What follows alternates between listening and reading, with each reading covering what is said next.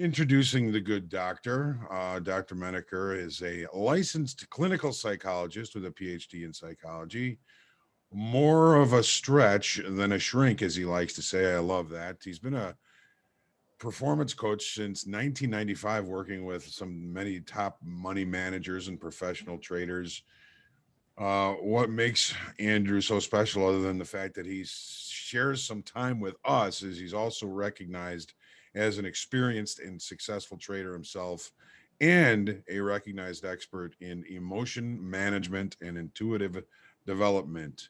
There is the link to the doctor's webpage, new webpage, looking good, and doctor's Twitter handle, I guess you call it. Uh, as for me, you probably know me. I've been around a little while here at Topstep, senior performance coach. Uh, I age myself every time I tell you how long I've been trading futures, but I did trade on the floor for 20 years and migrated to screen in 2009 as the opportunities started to go from pit trading to screen trading. And since about 2011, I've been here helping traders at Topstep. So, without further ado, here's our topic for today: goals. Huh. Good God, y'all. What are they good for? Very nice, John. Yeah, don't tell me I can't sing. All right. So, as we all know, as traders and in any performance, we have to have some goals set for us to reach milestones along the way to the hopefully tremendous success that we all get to. Um, Greg scared Lacey. Lacey's my dog, doctor. Yeah, yeah, she didn't budge. She's heard it before. So I thought to just kind of start with a definition of a goal. A goal is an idea of the future or desired result that a person or a group of people envision, plan, and commit to achieve. People endeavor to reach goals within a finite time by setting deadlines. There's a little hook in the end of that sentence there. Goal is roughly similar to a purpose or an aim, the anticipated result, which guides or a reaction, or an end, which is an object, either physical object or an abstract object, which has intrinsic value. All right. Why do we need goals, doctor? Well, where should we start? I mean, I think the first thing that we have to consider is, we're all developing, whether it doesn't really matter whether you're successful, how successful you are, how unsuccessful you are. Trading is a journey that never ends, and we're always developing, regardless of how long you've been trading, regardless of how good you're doing. So we need a reference point, for one, to sort of see how we're doing. And we also need to be able to, of course, strive to do better. So those are some of the reasons why we want to have goals, for sure. And we'll talk about what kind of goals, but that's why we need goals, is to developmental milestone, to know where you're at and what to be reaching for. Now, doctor, it's always made sense to me that even before we become a profitable trader, there's lots of goals and successes that we need to achieve along the way. Definitely, Basically, definitely. like you said, there's a baseline that we have to establish with which to leap from. Mm-hmm, mm-hmm. And there's a real subtle balance that is, it's difficult to achieve. Goal setting sounds simple. A lot of people create goals for themselves, but in my experience, both doing things like trading or participation in sports in the past, or anything where there's, you know, um, a need to want to get better at something, what I've learned from myself and my own experience, as well as being a performance coach, is that there's a subtle balance that we have to find in goal creation, which is the balance of, it has to be challenging enough and meaningful enough, but it also has to be realistic and attainable. And that's a really subtle kind of a balance to reach when you're establishing or creating goals for yourself. So you see on this slide here, a lot of folks go by the SMART method of creating Hmm. goals. They have to be specific, measurable, achievable, relevant, and time based. Time based is going to be a little bit of a problem for us as futures trading. But how do you feel? I mean, you said, you know, you relevance is of course, achievable is of course important. How do we measure get success in goals in futures trading? It seems a little ambiguous. It does. I'll say what it's not, at least in my opinion and my experience, and what I hope other people who are listening consider. I think what goals should not be would be a P&L goal, for instance. I know that may not be a popular opinion. A lot of people have P&L goals, a profit per day or per week or something like that in mind. A lot of educators, a lot of people talk about that. It's my experience, both in my own trading as well as a coach for traders who very successful to unsuccessful and everyone in between, that profit goals are actually counterproductive. Although that's why we come to trading, is to make money. We want to be profitable, of course. So that in a sense, that's our objective to why we become a trader. But it shouldn't be your immediate near-term goal, especially having a fixed number hanging over your head on a short-term basis. That's really counterproductive, actually. I can't even tell you how much that's cost me. Mm-hmm. Mm-hmm. Yeah. But how do we measure then? If it's not P&L, Mm-hmm. how do we measure? Well, I think the place to start, and this is a really broad statement I'm going to make, and we can kind of get more granular with it. Of course, I'm sure we will in our talk today. But the place you want to start is your goals should be things that that we have control over, things that we actually can control. We can't actually control whether we make money or how much money we make or don't make. We can do things to influence that, but we don't ultimately have control over that. Market determines that. So we want to choose goals that are really under our control. We call them process goals in general, and there's many different types, many different types.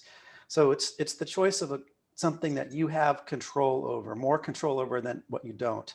That's a good place to start with coming up with trading goals.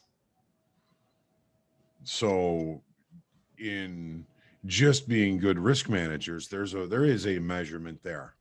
Oh yeah, there's a lot of ways to measure that for sure. Yeah, definitely. I mean, if you're really a stats oriented person, then you can, if you want to make risk management a real primary developmental goal for yourself, then, you could look at things like average hold time of losers versus an average hold time of a winning trade, your biggest average loss versus your average gain. Um, you can go the stat route around a lot of different other stats as well. I'm sure you're familiar with, John. Those are just a few I Mm-hmm. mentioned. Yeah, Mm-hmm. so risk management is one example. Then you can drill further down to that and like make that specific and operational for yourself. Because we control the risk in trading, that's for sure. It's We about all can't we can control. control. Yeah, exactly. It's all we can control. And it took me a long time in my own trading because I've been doing this a long time, and it took me years to figure this out. Even though I knew it intellectually, but to internalize it was that regardless of what my edge was, because I always felt I had an edge, but I wasn't always making money, especially in the beginning. It wasn't until I realized that risk management was the most important goal is when I finally was able to start making money on an annual basis in trading. So if I were to say one of my goals is to every trade I take is to think about the risk first. I'm going to be measuring risk first and then worrying about profit later. Would that be a reasonable goal? It's a nice goal. Very nice. Some people, not everybody, some people, and I'm not actually one of those people, but some of the folks who are listening to this might want something more concrete than that, perhaps, and that's understandable. Some people don't need it to be more concrete. Some people do, but yeah, it's a good place to start for sure. Well, you could add to that and say I'm going to measure risk and see if I can expect a 2-to-1 reward over risk, whatever the risk might be to take this trade that I see it. If I can see if it goes my way, there's a 2-to-1 or a 3-to-1 reward over risk. I'm going to take it, but I'm not going to take anything less than 2 to 1 if I can't see it. Yeah, that's a good example. I'll share an example that I often will use in my one-on-one coaching with my clients is that we'll identify, what are the things that are really getting in the way of them making money? Like, what are their weak points? What are the, what's really, is it holding on to losers too long? Is it, not managing their winners well? Is it oversizing, over trading, whatever it may be? Identify one or a few of those, and then saying, okay, let's aim to, and use a variety of ways to get there, psychological exercises to get there. Let's aim to reduce that by 25% in the next, 3 or 4 weeks or 2 weeks or whatever. Now notice I didn't say let's eliminate it or get, make it so it's perfect or we're hitting a home run in a period of time, but think about an incremental improvement. Pick something that has been a problem for you, and then say, hey, I'm going to see if I can eliminate 25%, a quarter of the worst instances of those in the next month, and see what happens to your P&L. Most people would be surprised. They would see a pretty big lift in their P&L just from that. That's fantastic. Instead of trying to completely overcome it in a short period of time, take little bites. Incremental is key. Yeah, exactly. And it's great because then you'll feel as though you're actually making some progress as opposed to measuring yourself against some idealistic, ultimate goal of being perfect or near perfect or like some other trader who supposedly is doing really well or something like that. It's a much more realistic approach. It reminds me of a sign my parents have in their house. It's the best way to get something done is to begin. Yeah, begin and with a realistic, attainable. I mean, I like the 25% reduction in. For instance, a lot of people I've known and I've worked with, or a lot of people who I don't even work with, who just contact me for advice or whatever, will tell me that they overtrade or they're too aggressive or too impulsive or something like that. And I'll suggest, why don't you focus on, see if you can reduce the number of trades by 25% in the next month. And then let me know what happens. And not everyone's able to do that, of course, but the traders who are able to do that, right down, just that alone, they often see an improvement in their P&L. That's it seems like kinder, gentler way of doing things that I've done, and that's taking somebody who is an over trader and then only giving them like 5 bullets throughout the day. Yeah, I mean I've suggested that sometimes to people, like, what would happen if you only had, X number of opportunities per day, use it wisely. The problem, I've actually tried that with clients. It doesn't always work as well as I'd like it to, honestly, because Mm-hmm. I'm not sitting there with them and they're going to use up those bullets plus more usually is what Right. happens. There's no way to Right. stop them. There's no seat belts. There's no guarantee at all. And so pretty much most people will kind of blow through that actually. I've blown through it myself when I set that kind of goal for myself. I know what Mm-hmm. happens. So Yes. to me, it's not the most, it's not the most realistic. It's a nice thing to say, gosh, if I only had X number of opportunities today, X number of trades, I really need to make them count. Halfway through the day or at some point during the day, you're either going to forget about that or you're going to be so anxious and tense that you will just completely overrun that. Well, I've kind of sensed that, and so now I've given them an opportunity. If after their 5 trades or 3 trades or whatever they agreed to, if they're up money and their last trade is a winner, it buys them another one. That's interesting. Yeah, it's certainly one way to go. Definitely. And if that's a winner, that buys them another one. That's certainly can be, that's a workable, nice way to go. I mean, I'll just, not to say that I don't like that, because I do like that. There's even another way to go with something similar. You've Mm-hmm. had a few good trades or your last trade was a good trade, take a little bit of a break, because the reason for that, and it's not to say that your approach isn't good, because I've used your approach as well, John. Mm-hmm. But the reason I'm mentioning a potential alternative is that we can get overconfident real easily in trading. we start thinking, oh yeah, this is great. I've arrived and here I am. And we get over our skis, right? And then, you can give back the money from those winning trades Oh very yes. quickly. Oh And yes. so I kind of often, I would say maybe half the time, or maybe more than half the time when I'm working with somebody, I'll suggest that maybe slowing down or taking a break after a nice little run actually is to sort of consolidate the run. And I have people think about, think about your account equity curve. Think of that, how it compares to a nice long-term hold on a stock that's bullish, but that's not parabolic. You don't want to see that chart going too steep up because it's going to have a pretty big major correction at some point. Right. You'd rather see it kind of go up, base, maybe pull back a little bit, goes up a little bit more, bases. You want the same kind of thing in your account equity, basically, you want your curve to look like that as well. So that's a realistic equity curve, as opposed to trying to keep pushing it, steep and up to the right. That's just not sustainable. Mm-hmm. So that's kind of my reasoning why I like to kind of give the, hey, once you've been doing well, for some people it's time to slow down. For others, yeah, go for it. It really depends. It's really unique, and I base that on how well I know my client and what I know about them. So for one person, I might say, hey, you're doing well, keep going. Someone else, I would suggest completely the opposite, doing well, now's the time to take a break. It really Sure. depends on the person. It's very individual, actually. You get to know them, and I guess you kind of get the sense when they feel like they've arrived. And I know every time I've said, I've got this now. I am the master of the markets. I know there's a down draw coming. Yeah. Oh, You I can lose that feel it for humility. myself.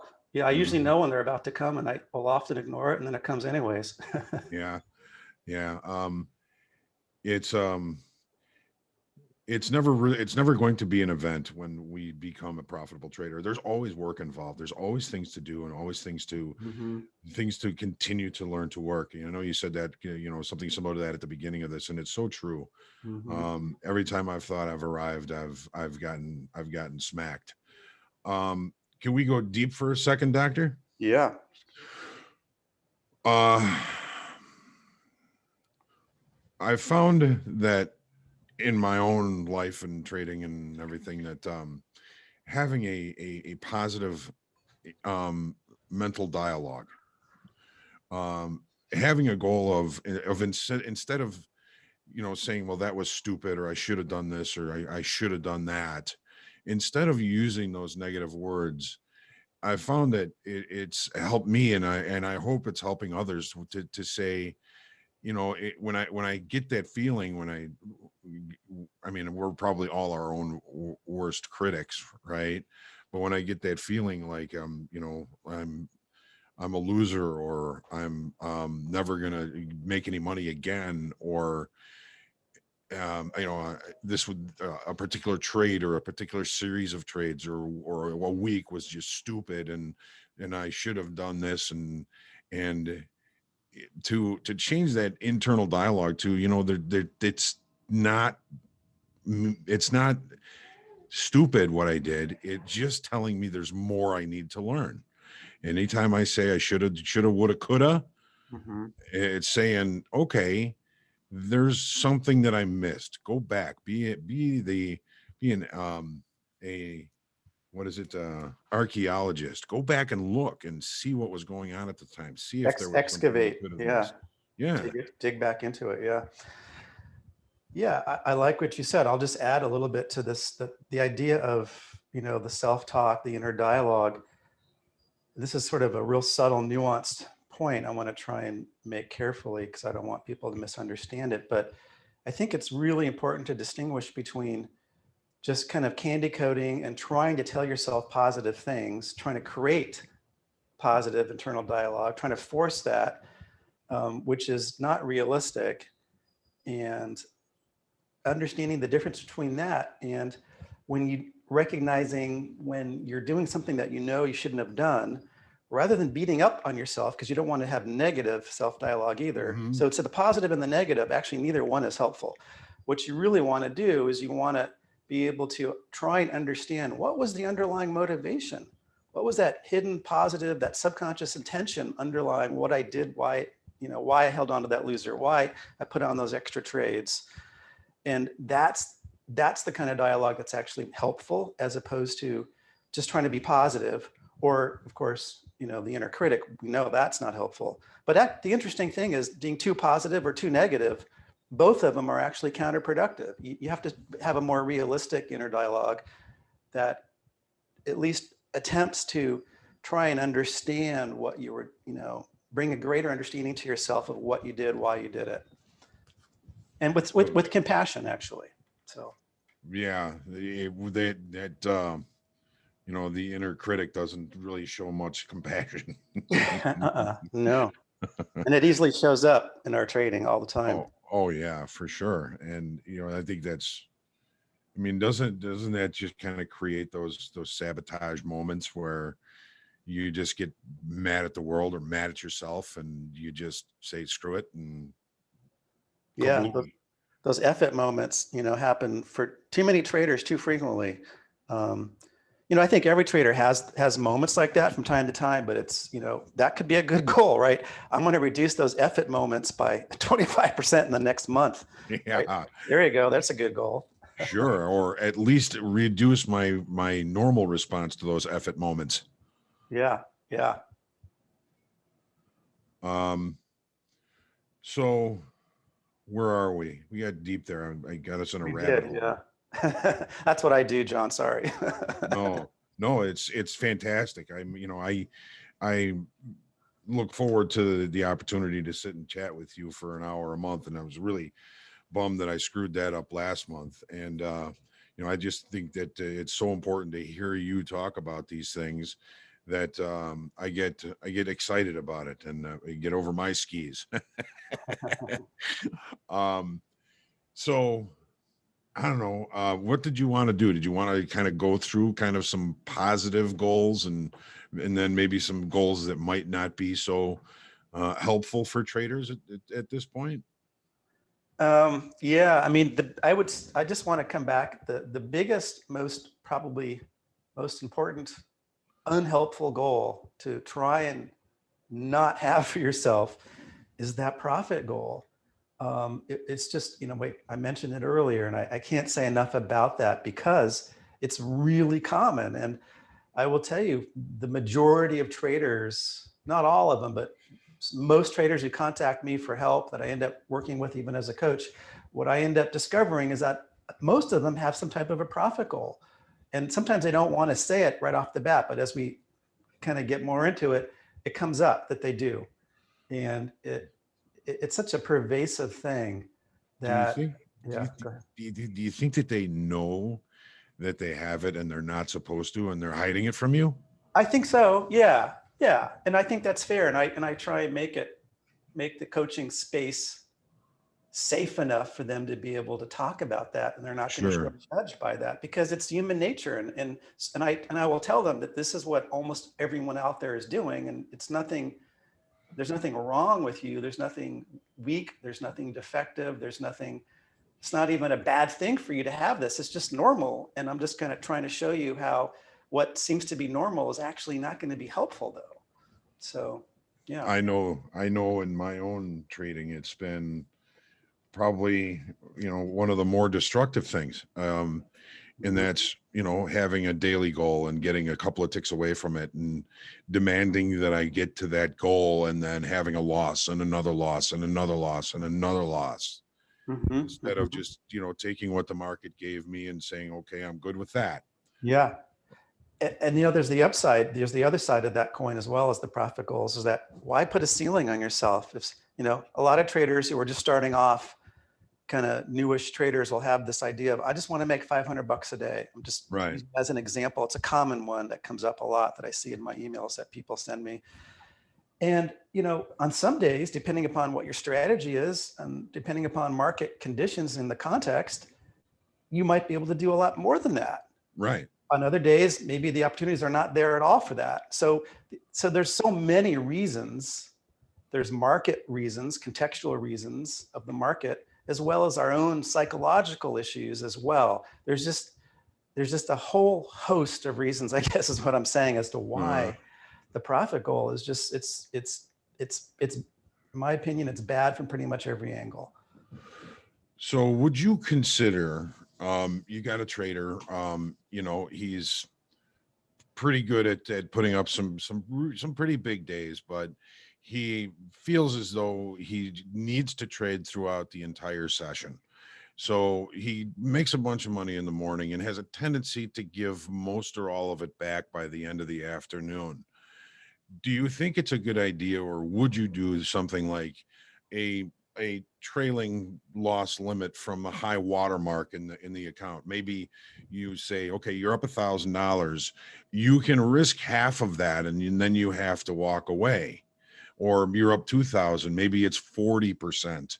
The more you're up, the smaller the percentage, but the more actual money lost. Would you consider, that as a goal to try and stick Mhm. to? That's a very reasonable goal, and I like it. I'll also just say that, so many traders they'll change that trailing stop, or they won't obey that. They'll find a way to get around it because it's pretty easy to get around that. Well, So what I would do is with that person, I would say, hey, look, let's make our goal right here and now. Let's try and find out. Let's make the goal. Why is it so hard to stop at the halfway point of the day, or when you reach that kind of level of profitability? Why is it hard to walk away? Let's make that the goal, to understand the difficulty around walking away and taking a break for a bit. What that could be a goal in and of itself, just to understand what's underneath that behavior. That's how I would approach it as a performance coach, actually. just a thought about that. Mhm. Um, I think retail traders in particular, have this thing in their minds where if they're not trading, they're not doing their job. If they're not Mhm. in the Yeah. market, they're wasting time. They're not doing their job, which, so much of trading and being a trader is having the patience to wait it out, to stay out of the market in Mhm. situations that aren't, aligning with our strategy. Or anytime you're confused, or I don't understand what this market is doing, you're better off staying out. And that is a position. Yeah, and I'll just say a good way to frame that for a trader you might be working with would be this. How do we define work for you as a trader, right? Does work mean that you are sitting there in your chair in front of the screen watching the market? That's obviously that's easy to define as work, but there's other ways to define work as well. So the work could also mean the ability to get up and take a break. That's actually work.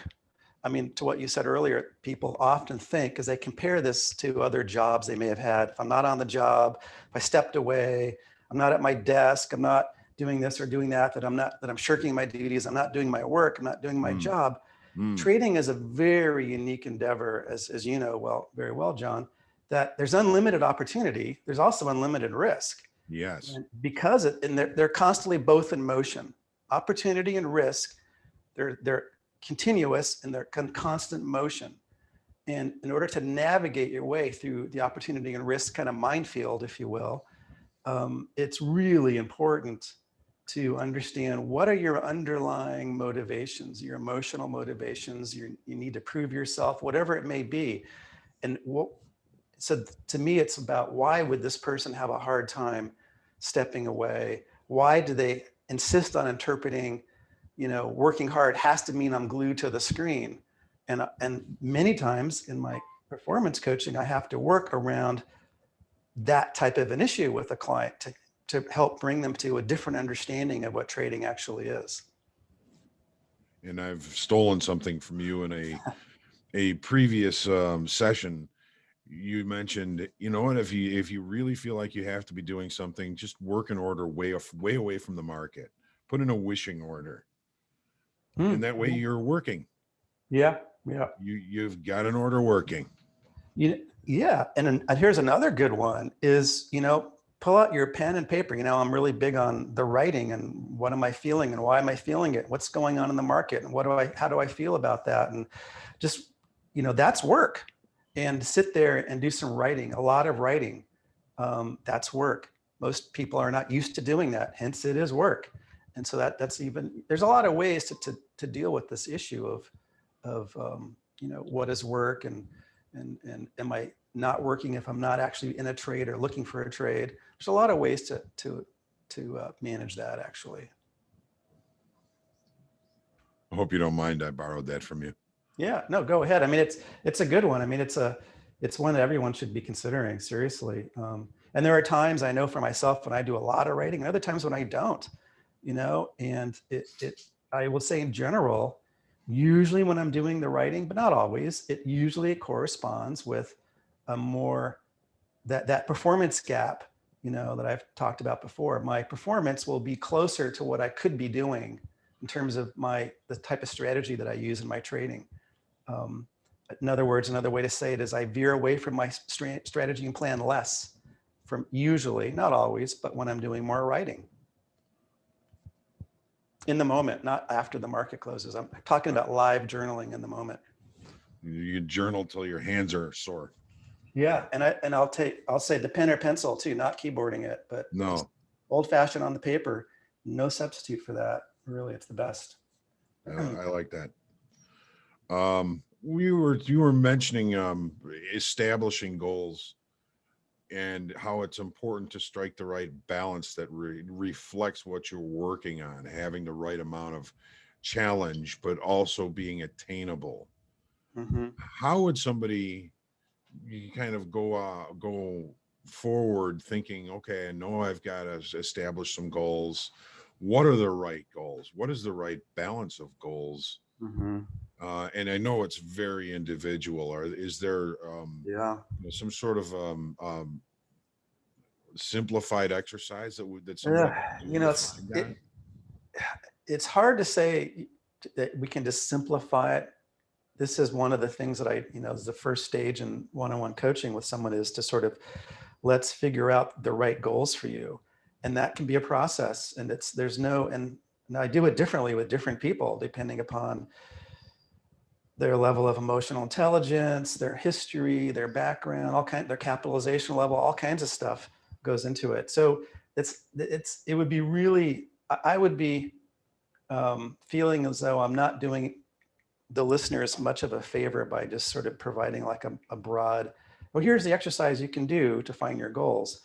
One thing I will say is this, and here's a really good place everyone should start for sure, is your goals have to be your goals. Do not try and borrow someone else's, unless by chance that other person is in the same place you are psychologically, performance wise, and capitalization level. If all those variables are really similar, then yeah, maybe you can borrow their goals. They might work for you. But you're going to be different than who you're following on Twitter, or who you see in a chat room, or some other trader that you may know. Therefore, your goals can't be their goals. So, I mean, each and every one of us, if we've been at this for a little while, has things that we know we need to improve. If we think we're an overtrader, we're probably an overtrader. Mm-hmm. How are we going to improve that? I love that. I Let's love just the 25% 25% less. easy. That's the blanket one for that kind of, I'll call that the low hanging fruit goal, which is someone who's over trading right off the bat. It's like, hey, what do you think about reducing it by 25%? And when I say that, they usually go, oh yeah, that sounds reasonable. It's like, I'm not scaring them. Like, we have to eliminate your over Right. trading. Right. And they're going to be, oh my God, what did I sign up for with this coaching stuff? This is going to be too much. Can't do that. So I approach it in a more realistic way. And it's got to be very important for them to have an accountability of that. Mm-hmm. Yeah, the self-honesty and sharing it, being able to tell me what's actually happened is really important. If you can't do that, then it's going to be really hard to succeed. So it's, establishing the right goals and then also keeping that accountability of them and realizing when we've achieved them and maybe expanding that goal a little bit further down the field a little bit after we've achieved that first goal. Yeah, and I'll just say, there's a real need for to be empathic as a coach, because you don't want the trader to feel as though they're being judged. And it's important to create a safe place for them where they don't feel judged. So you have to use empathy and understanding around talking about these goals and the accountability and whether or not they are being accountable or not. Because if you start to sense that they're not kind of going through with what you want them to do, you have to point it out very carefully, in an empathic way. Otherwise, you're just going to make the problem worse, actually. Interesting. Well, if there's one superpower I've been told I have, it's empathy. Yeah, yeah. There you go. That's one of the qualities of a good clinician, of a good coach, a good therapist, a good physician. In fact, as a friend of mine she's a physician, and she also has a PhD also in philosophy, and she's considered to be one of the world's experts in empathy. She trains other medical schools. She trains other med students in bedside manner and how to be empathic. And interestingly, she actually spoke for a couple of years in a row. I don't think she was there this last year, but she's actually been invited to speak at Davos a couple of times to world leaders about the importance of empathy and how to convey it in a leader when you're in a leadership role or in an influential role, and the subtleties of that. So yeah, so being empathic is one of the key attributes of a good coach, a good physician, a good clinician, a good therapist, the right type of empathy at the right time is really important. It's not about being soft, and being a pushover. It's about being empathic, and there's definitely a difference. Well, you think there's a way to bring people to tell you the things they don't want to tell you without harping? Yeah. So exactly. And there's making them feel safe. Like when I was in grad school, one of the things we learn is they call it the working alliance, or it might be more easily known as the rapport that you have with your client or patient.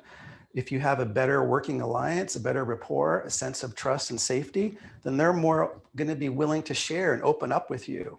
Whether you're a physician and they're going to tell you something they might be embarrassed about in terms of a symptom, or you're a coach or a therapist, whatever it may be, it's creating that safe space and having a strong working alliance, a good rapport is really the base that you have to create first to kind of, and from that you can start to really talk about the goals. That's the first order of business for me, is I got to create that sense right off the bat with a new client, so we can sort of begin that, so they can trust me, and I can eventually teach them to trust themselves even more, and that's how it all starts. And I want to be able to trust them as well. When there's when there's accountabilities, when there's things that I ask them to do, I want to believe that they're going to do them. And I always make room for reality, right? I don't expect everyone to do everything I ask them to do. No, I don't mean to the letter. But I do want them to be able to say, hey, I really struggled with that, Andrew. We talked about me doing this for the next week or two, and if I get an email back and they're telling me like, I really struggled with that, I'm not going to jump on them. I'm not going to be like, why was that hard? What happened? I'm going to have a much more empathic response and try and understand what was happening for them. No, I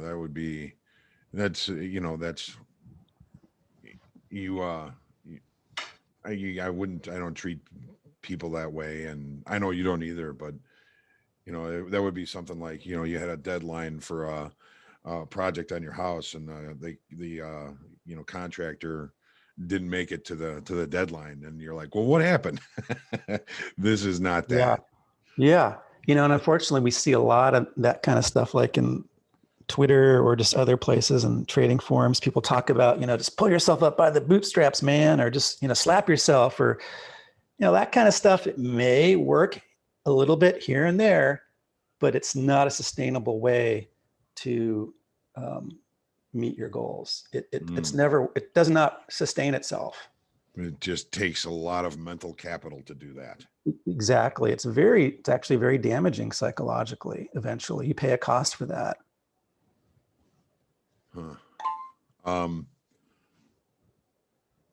Tell me about you got, one of the things you mentioned here was that without balance, goals can be frustrating, even problematic. Hmm. Do you have an example of goals that can be potentially problematic? I mean, you've already kind of mentioned a few of Well, them here already, right? the profit one is the king of all problematic goals. The daily, the profit, anything, and that can be, we can extend that to not just a daily profit, but people will have, well, I want to be able to make a certain amount of money for the month.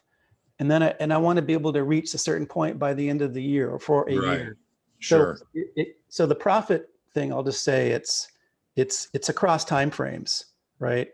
And so that's really, in terms of like the goals you really want to try and stay away from. So here's the thing, realistically, why do we come to trading? What's the objective? It's to make money. Hmm. I get that. That's why I trade. Hmm. But if we make that the thing we're always constantly reaching for, then we put ourselves into, very easily, we fall into that, what Annie Duke talks about is the resulting trap. And I've written about it as well. Sure. Whereas, you might make money, but if it was because of impulse trades or over trading, you'll think I made money. It was good. It was a good day. And then you'll try and repeat it the next day. And And eventually it's not going to work and you're going to give it all back. And that's the resulting trap. Likewise, it works the other way. You might have a situation where, oh, I really want to jump on this move. It seems like it's moving, but you realize it's not your setup. It's not your type of trade, but you're fighting the FOMO and you don't get on it. And then it goes without you. And you kind of look at it and go, yeah, man, I could have made some money there. So it feels like a bad outcome. You didn't make any money, but that's actually what I would say. That's actually a positive experience because you are actually following through with what you're supposed to do. So the resulting works in different ways. It's, traders have one of the issues is being able to tolerate the fact that a good trading decision might mean I had to take that loss and I could not get back into that stock or into that instrument again, or I have to wait, or I have to do something as opposed to try and make the money back.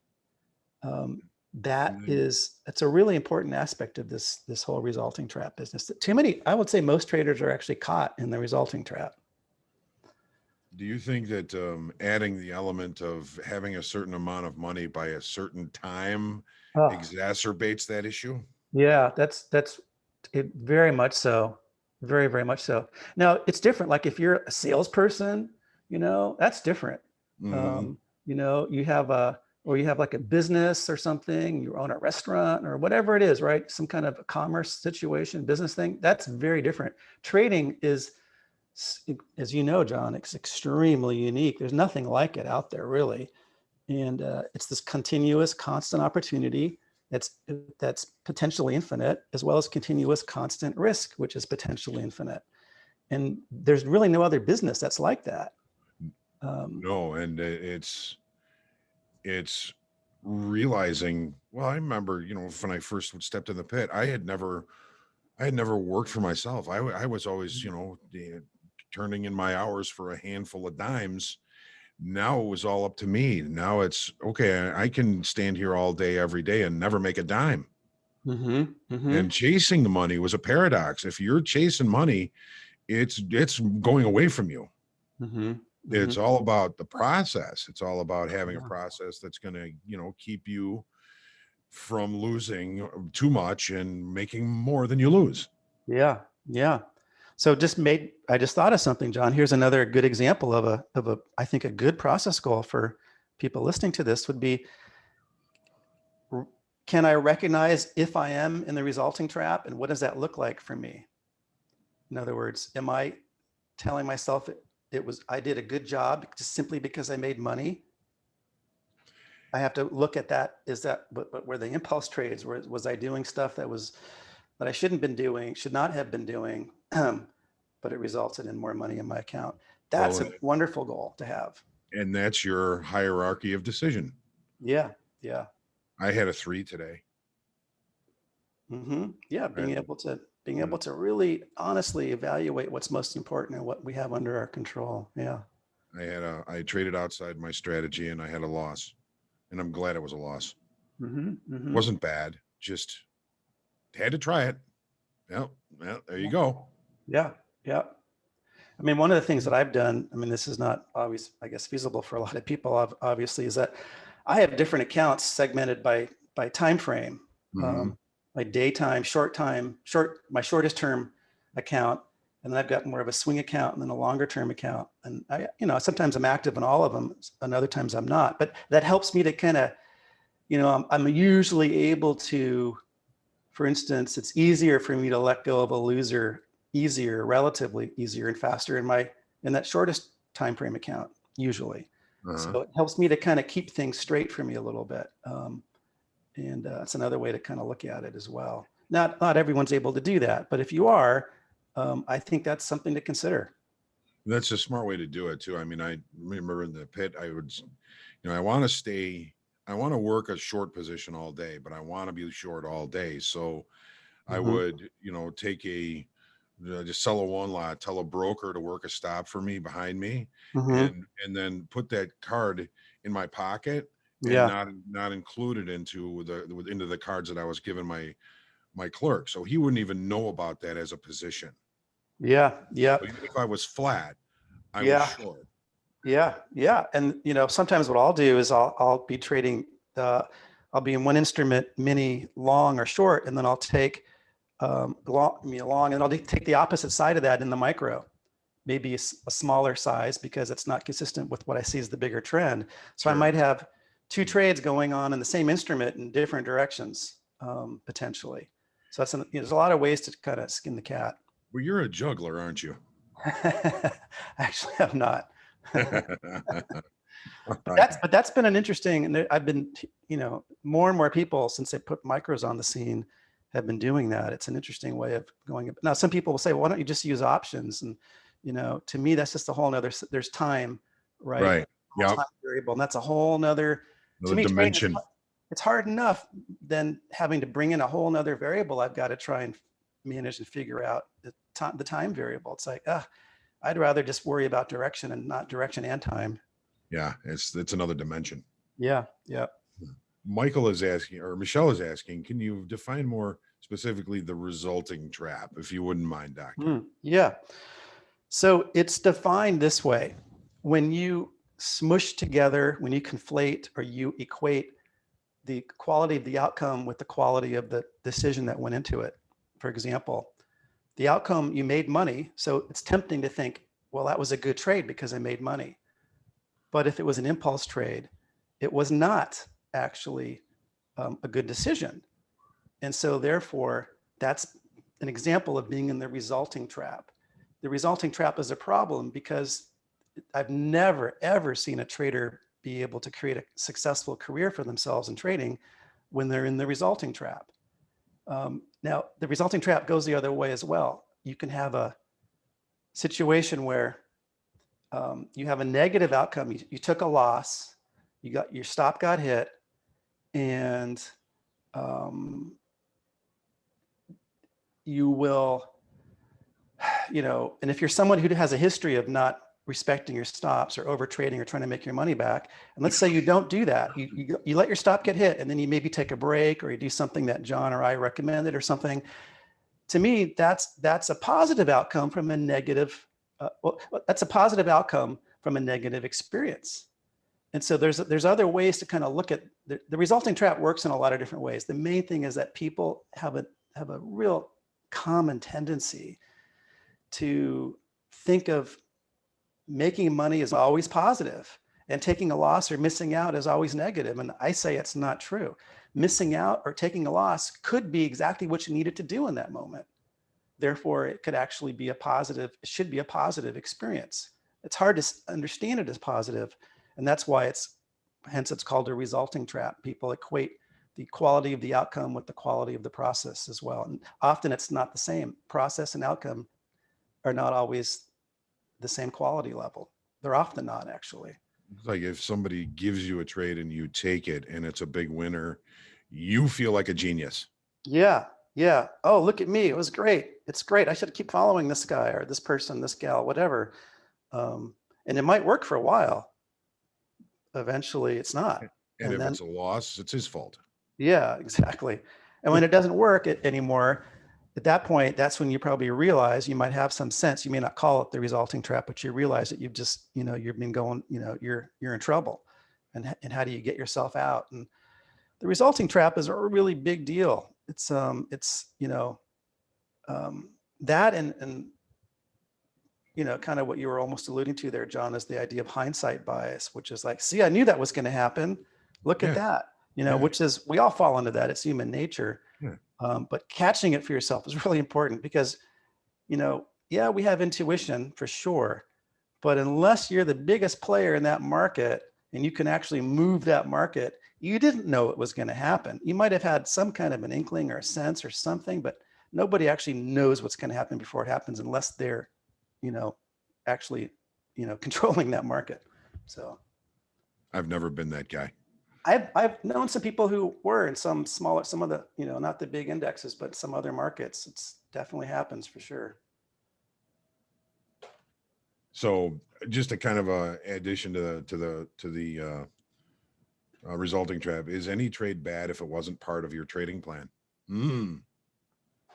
Well, yeah, in a way we could say that, right? And even if Mhm. you make money, you have to, well, here's the thing, plan. What is the plan? A lot of people, again, this is a whole nother area, but um, some people, you need to have a very specific concrete plan. Others, I've known some very successful traders who have a lot of experience under their belt and they're pretty discretionary and they don't necessarily have a pretty, a super structured plan, but they understand how they respond to risk and opportunity. And they have a sense of when they're trading within their kind of realm of being, of the best version of themselves versus not being the best version of themselves. So just because so to say it was off plan, I would say, was I trading in a way that was consistent with what I want to be doing as the best version of what I'm trying to become as a trader, which is not simply to make money, but to be making good quality decisions. That's one Yes. of the other big things I do in my coaching. It's about, we can't control the outcome, but we can control the quality of our decision making. Is this a time to take a break? Is this time to take profit here? Is this time to, it's the quality of our decision making is really what we want to be focusing on. Thank you, doctor, for that. Just a couple of questions and I'll let you go. Sure. Um, Greg is asking, why is it so many people struggle with applying stop losses? It seems so simple, but it's can be so hard to have discipline. Asking for a friend. Yeah, right. We've all been there. Uh, Uh, some of us more than others. So, I mean, no one wants to be wrong. No one wants to lose money. And then how many times have we been stopped out and the darn thing comes back and works, right? Whether we got one ticked out, two ticked out, or a few points or whatever it is, it happens to all of us happens to all of us. frequently, actually, more often than we care to admit. So therefore, we start thinking, we can outsmart it this time and give it some more room. And of course, that's the day when it becomes our big risk off or big risk on day, right? And the thing really runs against us. So there's a lot of reasons: the need to be right, ego, unmet needs that we have in life outside of trading and trying to get that met in your trading. So there's a lot of reasons why it's hard for people to stick with those stops. I just gave a few reasons right there, but again, it's usually pretty there's the broad human nature reasons, and then there's also the individual idiosyncratic to each person set of reasons as well. And nobody likes to take a loss. Yeah, It's just not it pleasant. hurts, man. It's loss of money. I'm wrong, and we feel like we made a mistake. Yeah, it's for so many reasons. Yeah. So what do we just fall into default and say, well, I'll just wait. It'll come back. Yeah. Yeah, not a good idea. Yeah. Yeah. Daniel has just a last question. Mhm. It's a doozy though. Can you speak about fear? How can you manage fear? Yeah. Well, I mean, that's a, I'm not sure exactly what they mean, because fear can mean a lot of different things, like fear to get into the trade.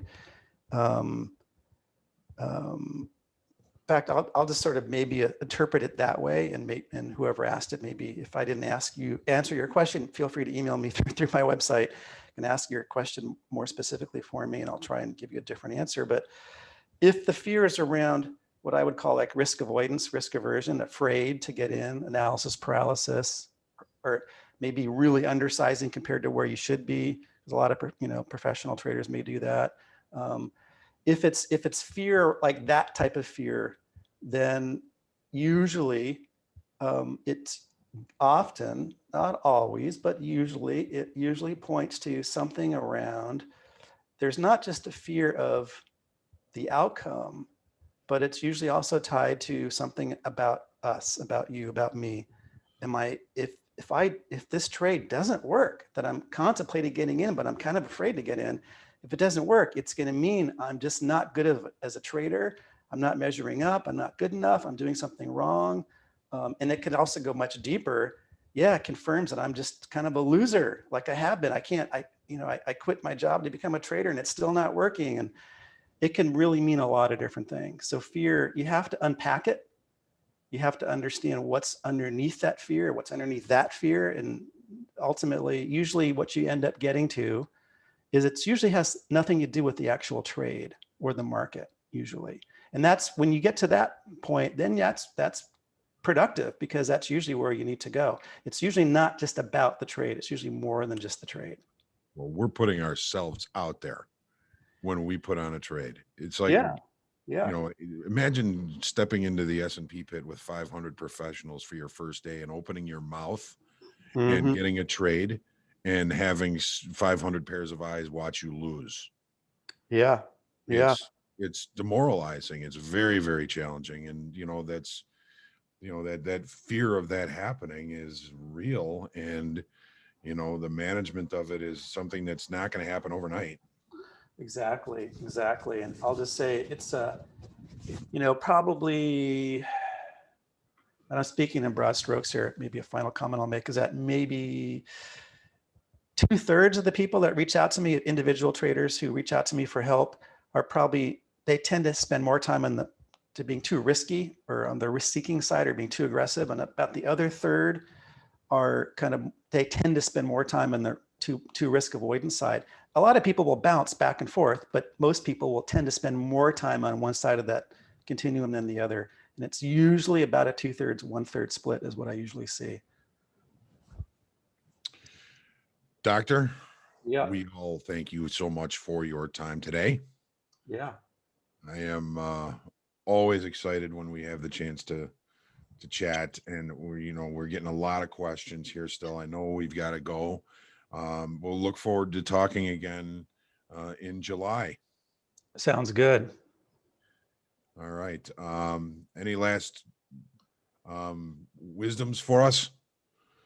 Just, focus on what you can control, your process, and then find your goal within that or set of goals within that.